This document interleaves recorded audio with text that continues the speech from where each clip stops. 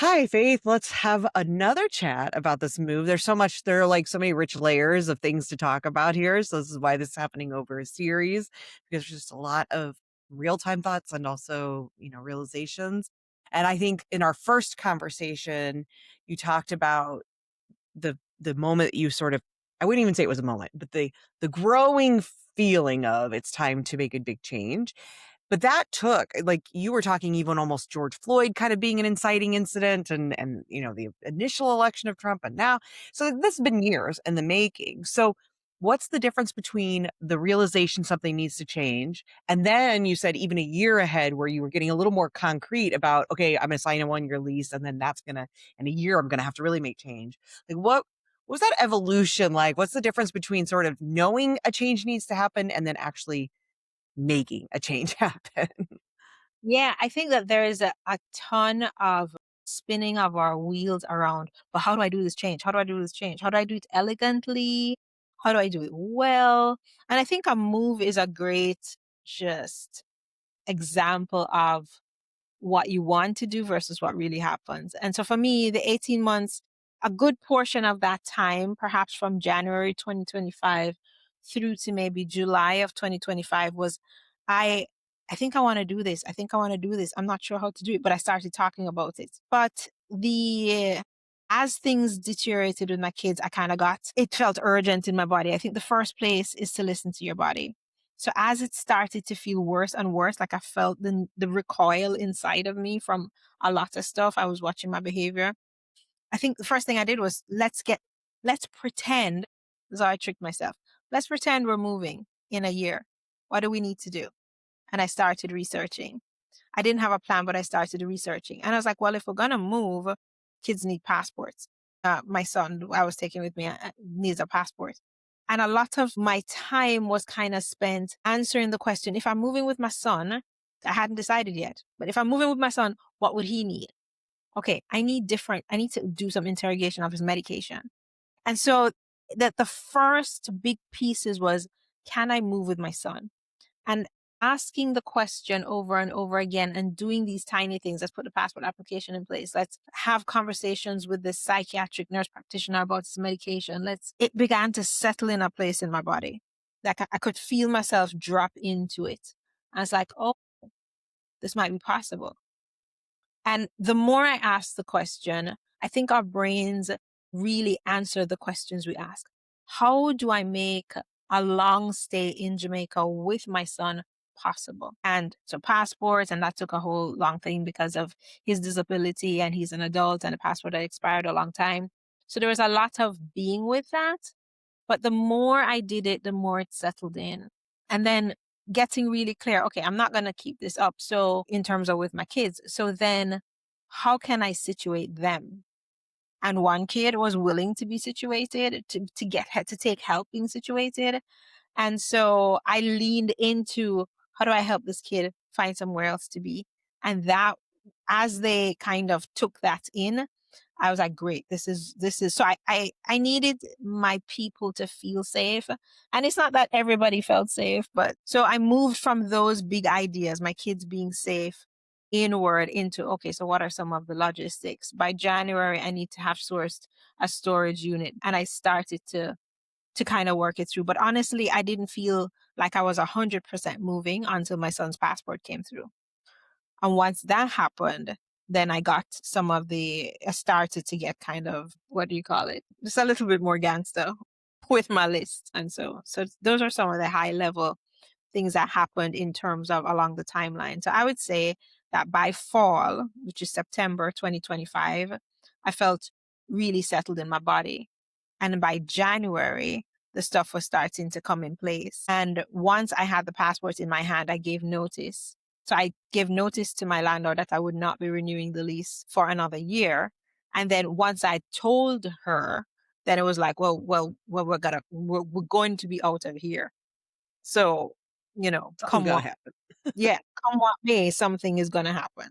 Right. Um, Well, and it started with the why, which is what we talked about last time, like the recognition that a change needs to happen and why you want to make that change happen. And then I think an interesting part of this how then is even the first step before doing anything was the naming of it, of the Oh, just saying it, because I think that's the thing that often we avoid. Like, we oh, sit on this deep knowing that we want this change, but as long as we don't start to verbalize it, vocalize it, especially with others, then we can kind of continue to just not face it. And so yeah, starting to have the conversations, not just with yourself, those were important, but starting to name it for others, because that starts to, I think, create a little more reality around it. And I love that investigation of just what would it look like, right? Which helps us maybe disconnect a little bit from the I have to have it all figured out thing. So I yeah. love both of those pieces. And I need to hear my voice through my outside ears. So I had a lot of conversations with people. I mean, I told you, hey, this is what I'm thinking about. And I framed it that way, not as a certain thing, but this is what I'm thinking about. And so everybody had wisdom to offer. Everybody had questions to offer. Some of those questions I didn't take on, but some I did. But what felt really important to me is every time I had a conversation, it felt more right. And that moved me in terms of practical decisions. What I'll also say is that so I tend to be I drop big things in place and then I know I trust myself to work out the details afterwards. So once I had medical stuff questions answered, I had the passport beginning to be sorted in a way that made sense to me. I had a client who had a connection here in Jamaica with an empty apartment. Wow. And she said, "Hey, let me introduce you to her." And we made the connection. I came to Jamaica. I looked at the apartment. It was way ahead of when I knew I would be moving, but I secured the apartment. So there was a period of time where I had overlapping leases. I hadn't released the first one yet, the one in New York, but I decided to sign a lease for an apartment here in Jamaica.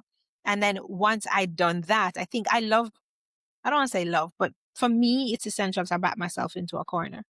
So I have a place I'm paying for that's costing me. I have, you know, this notice I've given, which requires action, and it kind of crystallized the necessary steps in between. Part of what you talked about in the desire for change, Mhm. I mean, some of what we talked about was about pattern disruption and relationships and things like that. But there's also just this desire for rest, for less, for spaciousness, some of that kind of thing to just really simplify. And so moving, I think for some people feels like there's nothing simple about it. It's not Right. simplifying. But Oh, so just how did the simplification piece factor into the move and now where you're at? yeah. So I tell people a lot that I homeschooled for 14 years. And that means I have an entire village library in my house. And I love old, heavy wood furniture. And so the simplification was I created three categories for stuff. What am I giving away? What am I keeping for possible future in the US? And what am I taking with me? And then what's junk? And a lot more things. You watch all the Instagram reels, you'll realize a lot more things become junk than you thought possible. And so I spent a few months just reducing my homeschooling library to half its size, um, just giving stuff away as often as I could, doing investigations at the neighborhood restore store, that's Habitat for Humanity's kind of furniture place. And I found out they take a whole bunch of stuff. And I scheduled a pickup. I had them come by and I emptied the house, basically. Just donated it. I donated stuff that I had bought from them. It was like I got to borrow this furniture for a few years and then I sent it back. So the simplification was just cut this thing in half at least. And then from there, make some decisions about what am I keeping. And then my keeping question was like Marie Kondo, what feels important to me, what has energetic value to me, what has sentiment, because I can buy stuff and I can thrift. I can buy a thrift. So I don't even need to keep it because I don't want to waste it. So I kind of stripped things down to this desk was my mother's. I'm keeping it. This painting on the wall, I like it. It had Jamaica's whatever on it. I'm keeping it. The rest of the stuff needs to go somewhere. And one of my kids, I signed a lease with them for their apartment. And I was like, what are you taking? Them and their roommates came into the house to shop. I'm like, great. You want dishes? Here, sure. And I just gave stuff away. I had like 15 or so plants and people came in And as they were helping with stuff, I had like, you want a plant? And I gave stuff away. So it was quite overwhelming. And the last 2 days of getting rid of stuff, I had compactor bags and I was just tossing stuff in and pay the junk person to pick it up. And that was hard because I really wanted to leave well. And I don't want to kind of add to the landfill. And all these thoughts were running in my mind. And I had to acknowledge that as an individual, I am not solely responsible for systemic inefficiencies. So the garbage issue in our country is not on my shoulders alone as I'm trying to leave. And so simplification is about releasing labor, Right. releasing over responsibility. What's the easiest way that we can do this? And so over time, I don't know that I did it the easy way, but I kept that question in my mind. And so when I got the storage unit, it was like, how do I plan a storage unit so that I can just shove things in after a while? And it's not quite packed, but I designed the storage unit to have my bookshelves on all three walls. So then I just every day I did a drive and I just put things on shelves, and then the bigger furniture got in. So it was that I had a guiding question, and then just kind of stayed with that question throughout the move. Yeah. Well, and simplification is releasing, you said, and it can also be about like making choices that allow you to simplify the financial part of everything as well. Like, as I know that that's always in capitalism, that's always a piece of all of the weight that we carry, I think, for most of us. So I'm Yeah. just curious, were there financial trade offs with this move or things about finances that factored into the decision and into the simplification? Yeah. At the beginning, when I looked at the cost of moving, it was overwhelming. And I released the big picture. In that way, I had to release the big picture. The big picture had too much information, and many steps of it were future faith's problem. So when I had money for tickets, I bought tickets. When I had the first month for the storage unit, I paid for it. And I kind of, yeah, maybe now that I look at it, I have spent all the money I thought I would spend, maybe even more. But in the moment that I needed to spend money, I had the money to spend and it wasn't the whole big thing. And so unfortunately, like a client had just paid me, and instead of, you know, measuring the money out, I was able to use it. But I think the cost of living in Jamaica is less than the cost of living in the US, even though there are lots of imported things and those things are more expensive. So I made a decision in coming to Jamaica that I was going to be as local as possible. I was going to use local products. I was going to find farmers. And having decided that, I kind of released the worry of how would I be able to maintain eating the way I eat here in the US. And like I released completely, and this had financial implications. I released completely the menu.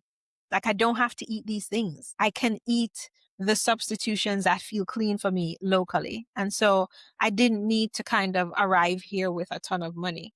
I was willing to kind of figure out the lay of the land here and source things locally as much as possible. So I think my those decisions helped me financially, but definitely moving is expensive. So I don't think you don't want to save to move. I don't think, because you might never. While you're saving, the transmission is going out on your car, and then $1,500 later. You know what I mean? And so, yeah, That funny yeah. story. You helped me with the car, but I knew that I was going to move, and my car would not pass inspection the following year. And then we had the accident in January, and that was horrifying. But because the car was written off, I didn't have to think about it for inspection because it was going to be an expensive bill. So there were these little things that happened that also released me from some of the financial stuff. Like I don't have to replace this whatever it was for this old car. So things like that. Yeah. Well, and you just mentioned that's a problem for future faith. I think we could end on what were at the time of moving and now here you are a month later still, are there future faith problems that you were just like, I'm going to go and I'm not going to figure this part out. I'm going to be there and I'll figure it out while I'm there, or that you're still thinking I still don't have to figure this out. And that maybe a year or 2 year ago Faith thought she needed to have all the answers. Like I'm kind of curious about the future faith things that are still sitting there. Yeah, my business, I am maintaining my business with my clients in the US. And I wanted to have set up I have these 3 clients on retainer and da da da. Like, all of our visions and goals. And I release the working on setting the future clients up so that I wouldn't have to think about it here. Yeah, I let that go completely. And because it took me 4 weeks to get Wi-Fi, I had to keep letting it go. So there's a way that I had to get really clear. Can you maintain your life even if you lose all your clients? And I had to get the numbers down and then say, okay, I can eat food and keep AC going without maintaining and getting these clients. And so I was working very hard. And as the time got closer, I felt, oh no, oh no, oh no, I'm not going to get the client pool in place. And therefore, I was filling a cohort and stuff. I just released it completely, released the selling of the cohort, released even knowing when I'm going to sell the cohort. And now with some more space, I'm like, I released even if I'm going to sell the cohort. And it's just like, why don't I sit a little bit in this space and then listen to what this body right now is saying? So a lot of my business stuff got released. I still am caring for the clients that I have, but the speculations and maybe the wishes that I had about which clients I want and stuff, yeah, at least I let that go.